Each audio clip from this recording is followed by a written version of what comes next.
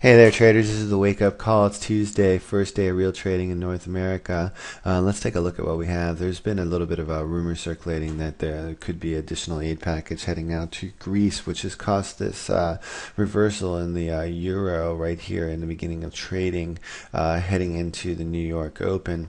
As long as the euro is below this 0.382 fib at 127.34, though, we could simply move up to this level and get a bounce lower, looking for another push back down towards the 50 fib at 126.02. So heading into the new open, what we're going to watch is this, obviously this 12735, 12750 resistance zone that we have right here. And hold, we look for a push lower. It's simple. And push, if we break above, we could see a push higher, but we still have initial resistance right here at 128, followed by 128.85. The next pair we're going to look at is the Great Britain USD. Very similar setup. You can see as though the euro is only trying to move down to the 50 fib here. The pound is already below the 50 fib at 159.03. You can see it has moved up to test the 159.03, the top of the resistance support zone at 159.02, but now it's pushing back lower. Same thing, we're going to see if we get a hold here below the 59 fib, we could be on our way to 158. If we get back above, though, we could see a move back up to the 159.60, 160 area today in short-term trading.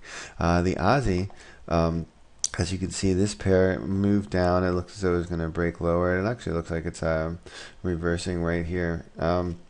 And we did go short this. I went short this pair last night, looking for a push down toward below the 50 fib at 103.86. We obviously, that price action hasn't materialized so as of yet, but what we're watching on this pair is for a move back down towards this 50 fib at 103.86. And if we do get a break above this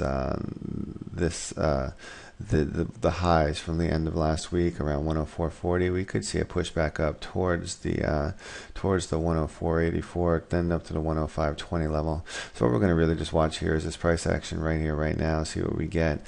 If we continue to see a move higher combined with the price action in the pound and the euro, we'll probably just take off the additional lot on that trade and just go and see where the markets are going to take that pair.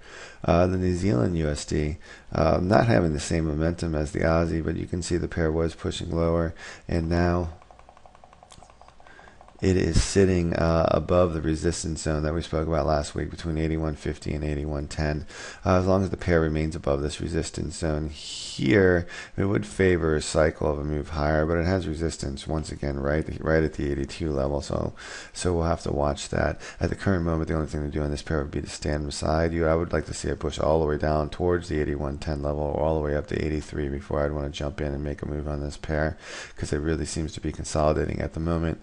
The CAD, on the other hand, is still dancing right around parity. As we all know, the 50 fib is right up at 10040, and the 0.302 is at 0.9943. This has contained all the price action, but I mean, over the last 48 hours, the pair has basically just sat right on the 50 fib. The yen is also still trying to fight to stay above that resistance zone we all know about. It's 79.50, fought down to 79.20. 79.25. As long as the pair remains above this, we could see a cycle back up to the top of the range at 80.60. So we'll have to watch the price action right here in the resistance zone. 2 euro pairs we're going to take a look at as the euro, just because that's just similar. It's right at the bottom of that zone. It's trying to bounce higher, so we could get a bounce off this 1.0070 through 0.382 fib. If we do, we first target would be a 101.90, followed by the 102.75. And the Great Britain JPY is the other pair I want to take a look at, just because it's very similar. The pair is kept trying to find a bit of momentum at 126.36, and if so, we could see a recycling higher back into the fib range, and that'll be interesting to watch.